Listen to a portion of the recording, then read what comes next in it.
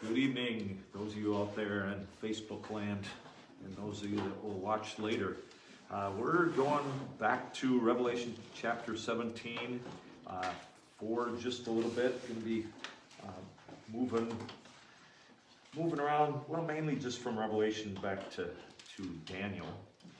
But we've been talking about, way back when, events of the midpoint of tribulation. We've been looking at Revelation 17, and I'm going to read verses 1 through 3. Revelation 17, verses 1 through 3. And there came one of the seven angels which had the seven vials, and talked with me, saying unto me, Come hither, and I will show unto thee the judgment of the great whore that sitteth upon many waters, with whom the kings of the earth have committed fornication, and the inhabitants of the earth have God. They are not following God biblically. They're not following God wholly. It's a false system that is against God, and that language there is indication of idolatry and a waywardness from God, a lack of faithfulness to God. And then we also know that this system is against God's people because of verse 6. The woman was drunken with the blood. It is very coercive and forceful. And so we spent most of the time, we've been looking at the woman. And then last week we started to look at the beast. And verse number 3 says that this woman, and we know the woman sits upon waters, and the waters are people. So it's this system that is over people. And verse 15 really gives the idea of the world-reaching influence. The whore sitteth on peoples and multitudes and nations and tongues. So this system is worldwide in its influence, and also sits on a scarlet-colored beast. And we see that beast is described with names of blasphemy. Again, I'm in verse 3. Names of blasphemy, 7 heads, and 10 horns. And so that's the description of the beast. If we go back to Revelation 13, we saw some of those same things. And what we're kind of working backwards, but when God describes something like the beast, and we've been introduced to the beast earlier, God expects us to remember what he said earlier, or at least go back and look at it. Everything that God reveals regarding the beast, it builds on each other. And so we can't just look at it in one place. We kind of need to remember what's been said previously. And Revelation 13, we meet a beast that has 7 horns and 10 heads and speaks blasphemy. Revelation 13 verse 1, And I stood upon the sand of the sea and saw a beast rise up out of the sea, having 7 heads and 10 horns, and upon his horns 10 crowns, and upon his heads the name of blasphemy. So when the beast appears in the future, like chapter 17, God doesn't give the whole paragraph or 8 verses all over again. He just says, okay, here's the beast, 7 heads, 10 horns, names of blasphemy. We're supposed to connect the dots. God expects us to connect the dots. Chapter 13, verse 2, the beast which I saw was like unto a leopard, and his feet were as the feet of a bear, his mouth as the mouth of a lion, and the dragon gave him his power and his seat and great authority. Verse 3, And I saw one of his heads as it were wounded to death, and his deadly wound was healed, and all the world wondered after the beast. And they worshipped the dragon, which had given power unto the beast, and they worshipped the beast, saying, Who is like unto the beast? Who is able to make war with him? And there was given unto him a mouth speaking great things and blasphemies. And power was given unto him to continue 42 months, 3.5 years. And he opened his mouth in blasphemy against God to blaspheme his name and his tabernacle and them that dwell in heaven. And it was given unto him to make war with the saints and to overcome them. And power was given him over all kindreds and tongues and nations. And all that dwell upon the earth shall worship him, whose names are not written in the book of life of the Lamb slain from the foundation of the world. So we have this description of the beast. That doesn't sound like coercion. Here, it doesn't sound like coercion. It Later in the chapter, it does. Worshiping him. Right. It sounds like they readily worship him. And yeah, later in the chapter, it talks about, you worship or you're killed. It talks about that in verse number 15. Had power to give life unto the beast.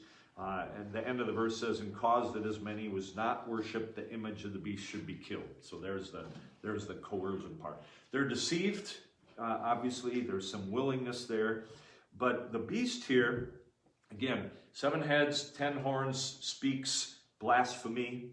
I mentioned this last week. Could God make a supernatural creature that was a creature, was beastly looking, that had 7 heads instead of 1, and had 10 horns, and looked like a leopard, and had feet like a bear, and mouth like a lion? Obviously, God could make a supernatural creature like that. However, we're taking it symbolically. We're taking it as being a symbol of something.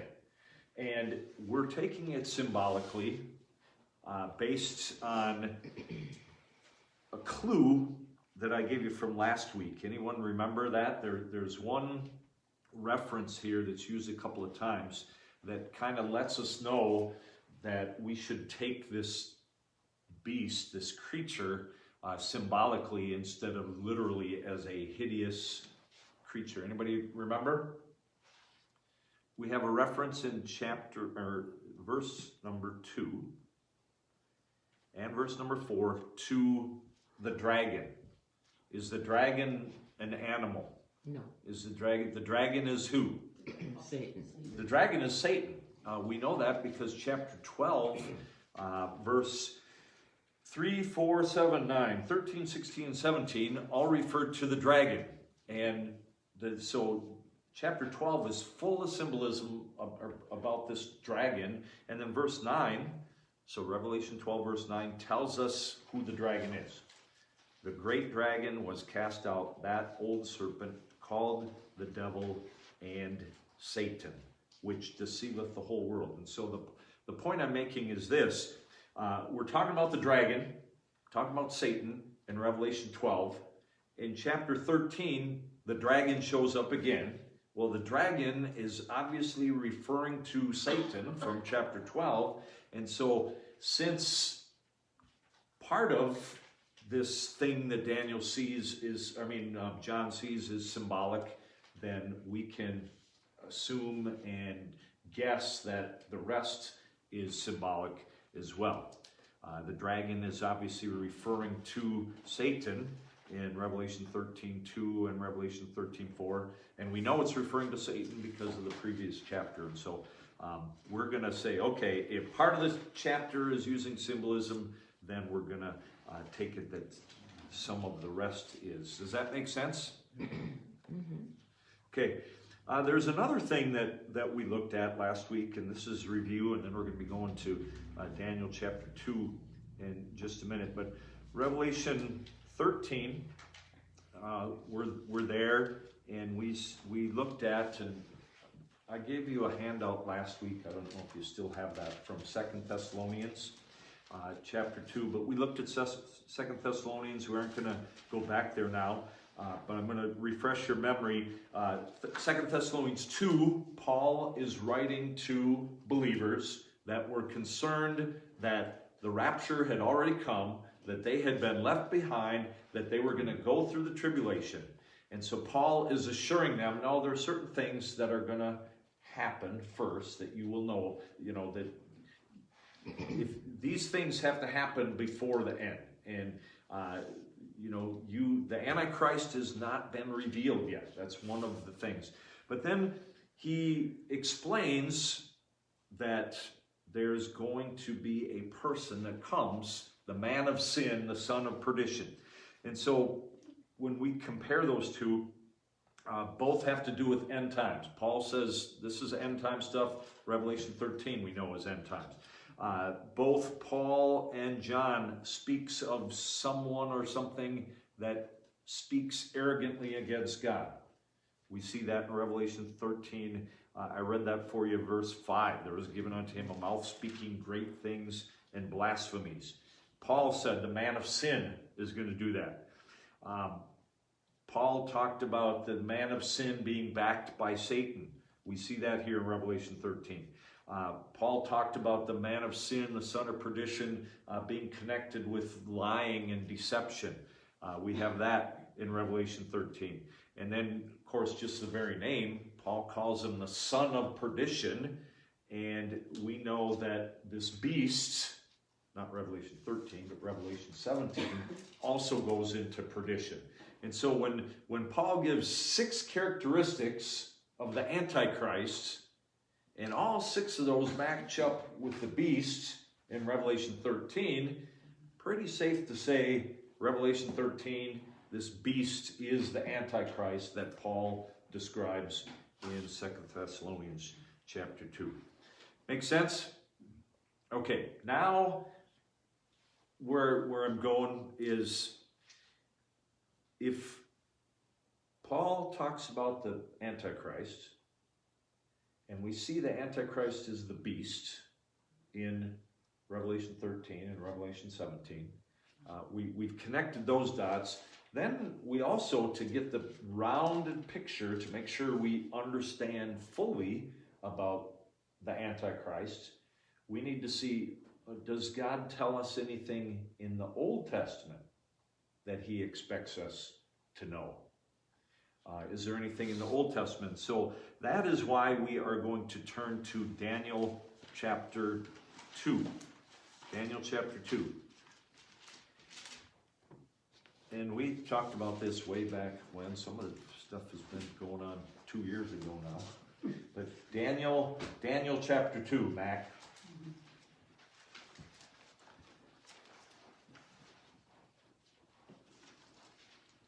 You guys finding it? Okay, good. Daniel chapter 2. So, verse number 1. Daniel 2, verse 1. The second year of the reign of Nebuchadnezzar, Nebuchadnezzar dreamed dreams. His spirit was troubled, and his sleep brake from him. So, King Nebuchadnezzar is the king of Babylon, which was a world power at that time. He dreams a dream, but he can't remember the dream. And he calls his wise men and says, okay, I had a dream.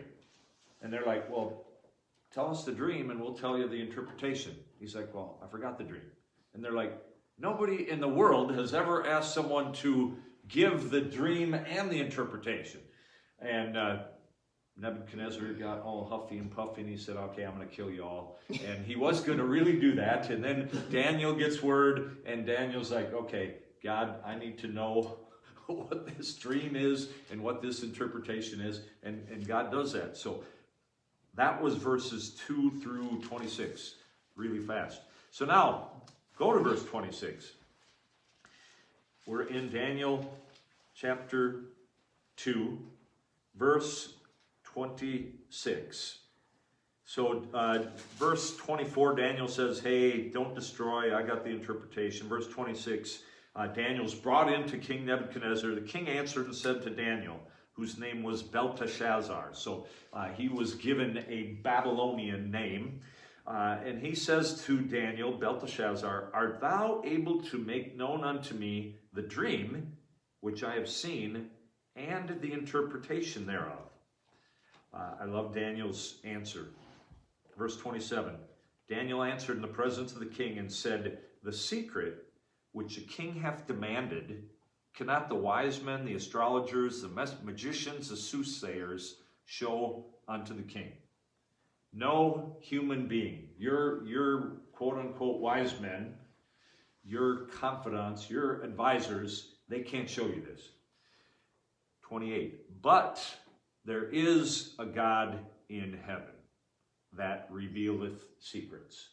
And so this answer you are getting is not from all your gods, little g, and not from all your wise men. You are getting this answer from the God of heaven. Again, verse 28, there's a God in heaven that revealeth secrets and maketh known to King Nebuchadnezzar, notice this, what shall be in the latter days. What shall be in the latter days? Thy dream and the visions of thy head upon thy bed are these. And then verse 29, as for thee, O king, thy thoughts came into thy mind upon thy bed. Again, what should come to pass hereafter? Daniel is emphasizing to the king that this vision is about future events. It is about the latter times. It's not just, what's going to happen to you next week or 3 weeks from now. This is a long-range view. And so back to 29 again. He that revealeth secrets, God, maketh known to thee what shall come to pass. But as for me, this secret is not revealed to me for any wisdom than I have, more than any living, but for their sakes that shall make known the interpretation to the king, and that thou mightest know the thoughts of thy heart. Daniel is saying, hey, it's not me. Don't look at me. There is a God in heaven that reveals secrets. He told me, I'm telling you. Daniel is deferring the praise that this guy will want to give him to God. God is the one that reveals secrets. Well, and at this time, Daniel is young. He's between 17 and 18 years old, right? In Daniel 2, yep, could be, yep. Yeah. Yep. It's early. So he's showing this dream via God that this is what you better pay attention to, because this is all going to happen before the second coming. So wake up. Yep, and it's fascinating book. There's some. I actually heard a guy today. He was talking about Daniel chapter 4, but he's like, it seems in Daniel 4 that this guy, for what it's worth, and I agree with him. He's like, you know what? I will not be surprised to see Nebuchadnezzar in heaven, based on Daniel 4, not Daniel 2, but based on Daniel 4. And then he's like, think about it. Who was praying for Nebuchadnezzar? Daniel. Daniel was probably praying for King Nebuchadnezzar. Didn't Nebuchadnezzar was the one who threw all of them?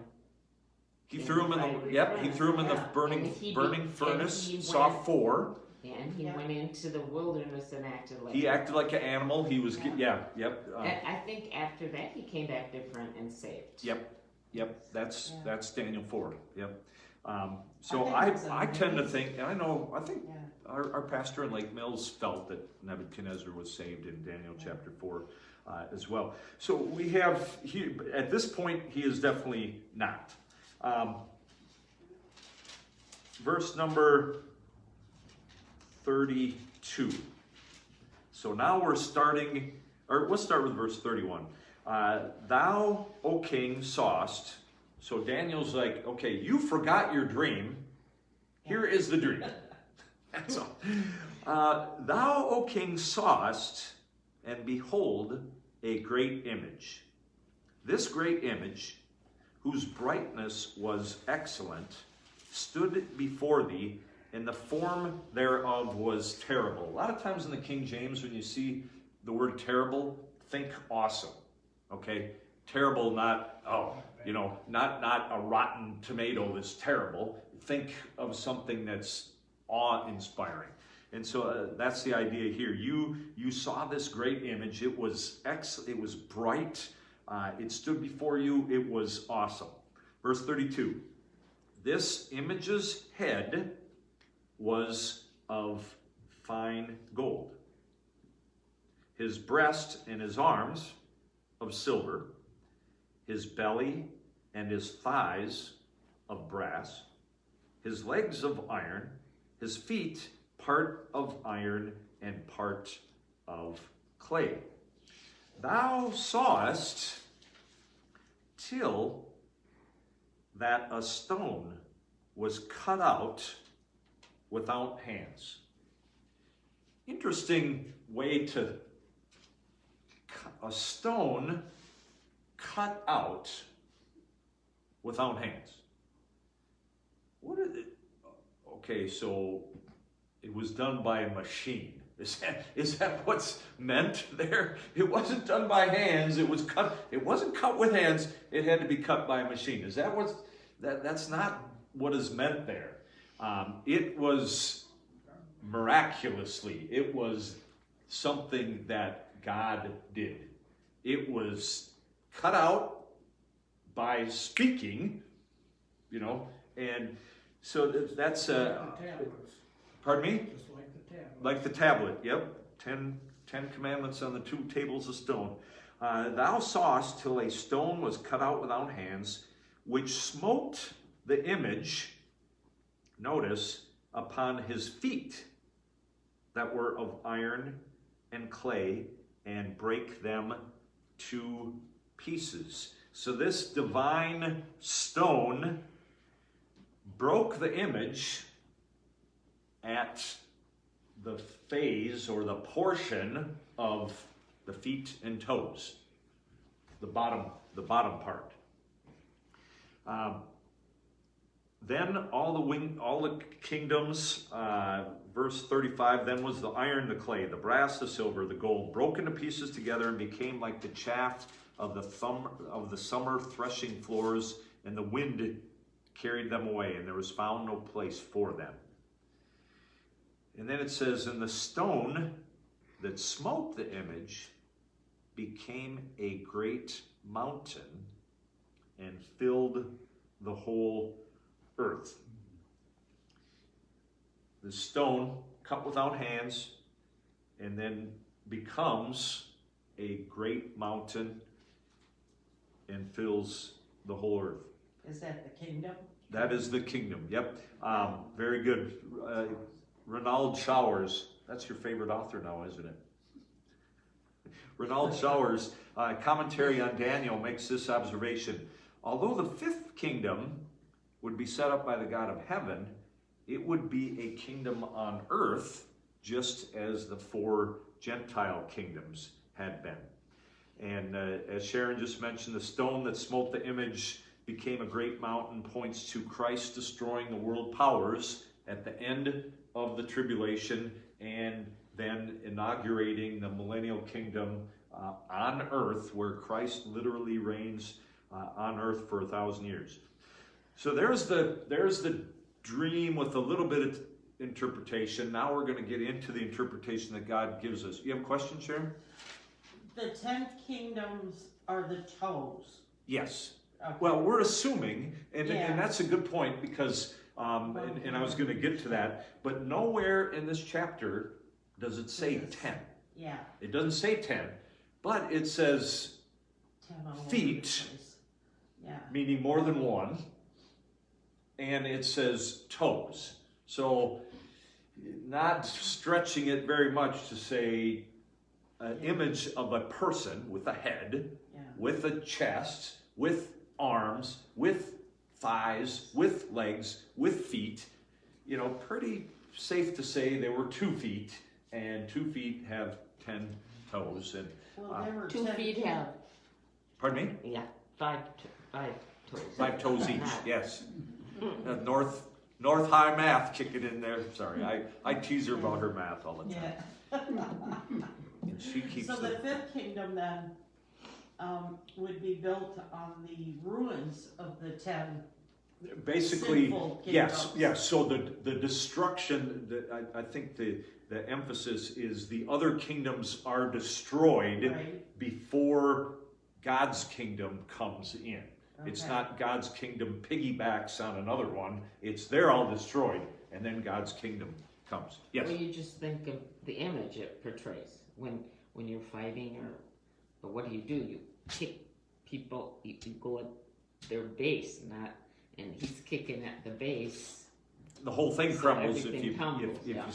at the base. But I think the timing, I mean, that's true, but I think the significance of Christ's kingdom comes after after the Antichrist kingdom is destroyed. And right now so far, we have zero reference to the Antichrist. None. Right? We don't have it. All we have is...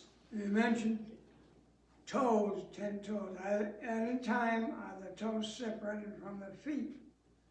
Only, not from the feet. The only time right now they're destroyed, but that's the only time where they keep them, that they're considered different. They are different than the legs, and we get to that in another place. But so now we're going to start looking at the interpretation. Verse number 36. This is the dream.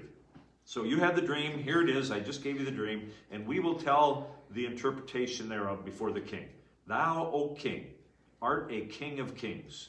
For the God of heaven hath given thee a kingdom, power and strength and glory. I think it's neat that Daniel keeps bringing up, hey, God is the one who puts you in charge. It's not, they worshipped a lot of gods, little g, in Babylon at this time. Verse 38, and wheresoever the children of men dwell, the beasts of the field and the fowls of the heaven hath he given unto thine hand, and hath made thee ruler over them all. Thou art this head of gold. You saw an image, and the image he describes is of a man. You are the head of gold. Showers makes this observation. Marduk, here's possible reasons why God used gold to symbolize Babylon. Marduk, the chief god of Babylon, again, little g, was called the god of gold. Marduk, maybe it's Marduk. Babylon another reason was Babylon used a lot of gold in their buildings, their images and shrines. A guy came to Babylon, I forget what the name was, Herodotus or something. And anyway, he came to Babylon 90 years later and was overwhelmed by how much gold they used. They used gold everywhere. So it's very fitting that you are the head of gold, that King Nebuchadnezzar was considered that. Then verse 39 says, and after thee shall arise another kingdom inferior to thee, and another third kingdom of brass, which shall bear rule over all the earth. So the next kingdom was going to be the Medes and the Persians. Well, how do we know that? We know that from world history, one, but we actually find out, Daniel tells us it's going to be the Medes and Persians. So flip ahead to Daniel chapter 5, and I think this is good info to make sure we kind of see how the Bible all fits together. Chapter 5, verse number 1. So Nebuchadnezzar is not the king anymore. He's been replaced. Belshazzar, the king, and if I remember right, Belshazzar is actually Nebuchadnezzar's grandson. It's not his son, it's his grandson. Belshazzar the king made a great feast to 1,000 of his lords, and drank wine before the 1,000. Belshazzar, whilst he tasted the wine, commanded, notice, to bring the golden and the silver vessels which his father, Nebuchadnezzar, and again, I think it's grandfather, there's King James, sometimes father, grandfather is interchangeable, but he commanded to bring the gold and silver vessels which his father Nebuchadnezzar had taken out of the temple, which was in Jerusalem, that the king and his princes and his wives and his concubines might drink therein. So just make sure you're getting the picture. They're having a drunk fest, and go get those special cups that King Nebuchadnezzar took from the temple when he destroyed it in Jerusalem. That is the picture. Go get those special cups. They were in a special place. They were kept, and go get them. So then they brought the golden vessels, verse 3, that were taken out of the temple of the house of God was at Jerusalem. The house of God, which was at Jerusalem. And the kings and his princes and his wives and his concubines drank in them. They drank wine and praised the gods, little g, of gold and of silver, of brass, of iron, of wood, and of stone. So they're taking God's things, drinking and praising metals, inanimate objects, praising riches with God's cups. Verse number 5, in the same hour came forth fingers of a man's hand and wrote over against the candlestick upon the plaster of the wall of the king's palace. And the king saw the part of the hand that wrote. So imagine this feast, and all of a sudden you look up and there's a hand. All it is a hand writing a message on the wall. Too much wine. Too much wine, except it was a real hand that had a real message. That's a good thought. Verse number 6, then the king's countenance was changed. He sobered up in a hurry. His thoughts troubled him, so that the joints of his loins were loosed, and his knees smote one against another. That's called shaking in your boots. His knees were clacking together. He was scared to death. Okay, I am toasting to the God of metals in the real God's cups, and I see a hand on the wall. Is what happened. The handwriting on the wall. You wonder where that expression came from. Right There it is. there. The handwriting on the wall. So no one, and again, it goes on, and I'm going to skip some of this, but they try to figure out, what's this writing about? What's this writing about? What's this writing about? Guess what? None of the astrologers, none of the soothsayers, none of the magicians, none of them knew. Again, God reveals to Daniel. Call Daniel, exactly. Put him on speed dial. So, verse number 24. So we're in Daniel 5. I think it's kind of nice to know too that at this point in time, from chapter 2 to chapter 4, Daniel has aged. Daniel has, yep, no, that's good. He's That's good, now yep. 80. Okay, So you got we're a still note not- there? Yeah. Okay, good. So we're not thinking that he's still 17 Right, or 18. right. You know, this He's boy's gone got through a lot couple of wisdom kings. underneath Yep. him. Yep, he Yeah, has gone through some a couple kings. kings, like Yep. you said. So good, thanks for adding that. Verse number 24, then was the part of the hand sent from him, and this writing was written. So now Daniel is explaining the writing on the wall. And this is the writing that was written. Mene, mene, tekel, upharsin. Yeah. This is the interpretation of the thing. Mene, God hath numbered thy kingdom and finished it. Imagine a king, a sitting king, in a drunk fest where you mocked God, really. You mocked the God of heaven. Now seeing a hand, and now getting, okay, the hand scared him. Now he's getting the message behind the hand. God has numbered your kingdom and finished it. Wow. Goes on. You are weighed in the balances, Tekel, verse 27. Thou art weighed in the balances and are found wanting. I've weighed you and you are lacking. You are in trouble, okay? You're missing something. Perez, verse 28. Thy kingdom is divided and given to the Medes and the Persians. Darius. The second kingdom. Babylon is followed by the Medes and the Persians. We know it from world history. We know it because it happened in Daniel's time. Then commanded Belshazzar. They clothed Daniel. He got this special treatment because he had interpreted the dream. Verse 30, in that night was Belshazzar, the king of the Chaldeans, slain. And Darius the Median took the kingdom, being about 62 years old. How'd you pronounce those words? Which many, one? Many tekel bars. Something like, yeah. Yep. Okay. Say it fast and you can't get it wrong. Yeah, All right. So the second kingdom then was the Medes and the Persians. Let's go back to Daniel 2.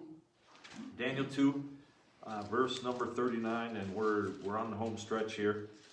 Daniel 2, verse 39, again, another kingdom.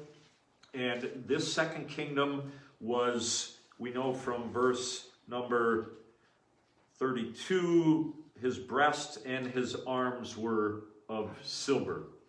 To again quote Showers, two arms coming together to form one breast pictured this kingdom perfectly. Two distinct peoples, the Medes and the Persians, were united together in 550 BC under one king. So two distinct peoples united under one king, and two arms coming to the chest pictures that perfectly. Then he goes on, why was silver used? In ancient times, silver signified money. Silver was a standard and value of the medium of exchange. Right now, gold hypothetically backs our money, which it really doesn't because there's way more money than whatever. But anyway, silver was how it happened at that time. And it's interesting, the Medo-Persia became noted for basing its power on money, which was collected through an extensive tax system. And so silver equals money, and they were about money. So Daniel 2. Now we get into belly, verse 32, belly and thighs of brass. And verse 39 talks about brass, another kingdom of brass, which shall bear rule over the earth. Third kingdom, thighs, belly and thighs of brass. This was the kingdom of Alexander the Great. Showers notes that Alexander died at a young age, and his kingdom was divided under 4 generals. And again, this is stuff you can find in world history. You can Google the Grecian Empire, and you can find out this stuff. Alexander the Great died at a young age. 4 generals followed him, but only 2 played a major role. So to have 2 different, legs, or 2 thighs, I should say. One was headquartered in one of the headquarters of the 2 sides of Greece was Syria. One headquartered in Syria and one in Egypt. And then again, why was brass used? The Greeks used their weapons of war were made out of brass. And so it was a fitting symbol. Greece conquered Persia and became the world power in 331 BC. Now verse 40. The 4th kingdom shall be as strong as iron. And again, legs were of iron. 2 legs. Rome. 2 distinct parts of the Roman Empire. The Eastern and the Western. Rome was the capital of the West. Constantinople was the capital of the East. And so again, 2 legs of iron represent the 2 parts of the kingdom. Iron was a good representation of Rome because their weapons, Greece used brass, Rome used iron. It's interesting when you think of this image, the value starts at the top. Gold is more valuable than silver, which is more, than brass, than iron. And yet strength, gold's not very strong, silver's not very, it works its way the opposite, where the more valuable was at the top, but the stronger was at the bottom. And then verse number 41. So those are the legs. Fourth kingdom shall be strong as iron, for as much as iron breaketh in pieces and subdueth all things. And as iron that breaketh all these things shall it break in pieces and bruise. And the Romans were known for their military might and conquering strength and just kind of wiping out everybody in their path. Verse 41. And whereas thou sawest the feet and toes, again, doesn't say 10, but we can, I don't think we're on thin ice to assume 10. Weren't 10 kingdoms mentioned in another book in here? Yeah, chapter 7. So And that, we'll, yeah, yep, 7. yep, Yeah. we'll get to that. Oh. We're going to get to that next week. Thou sawest the feet and toes, part of potter's clay, part of iron. Kingdom shall be divided, but there shall be in it of the strength of iron, for as much as thou sawest iron mixed with miry clay. And as the toes of the feet were part of iron, part of clay, so the kingdom shall be partly strong and partly broken.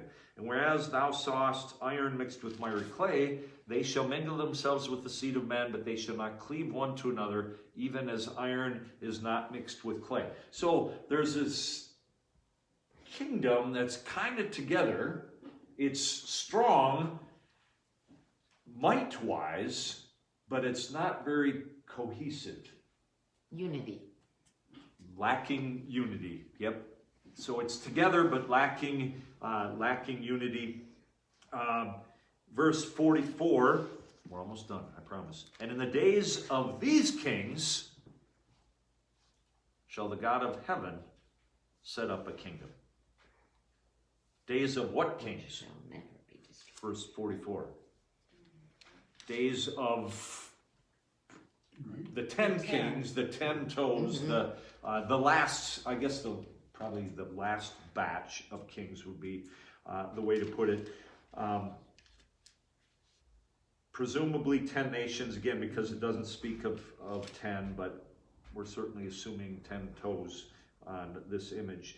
And then it says, God of heaven, verse 44, shall set up a kingdom which shall never be destroyed. And the kingdom shall not be left to other people, but it shall break in pieces and consume all these kingdoms, and it shall stand forever.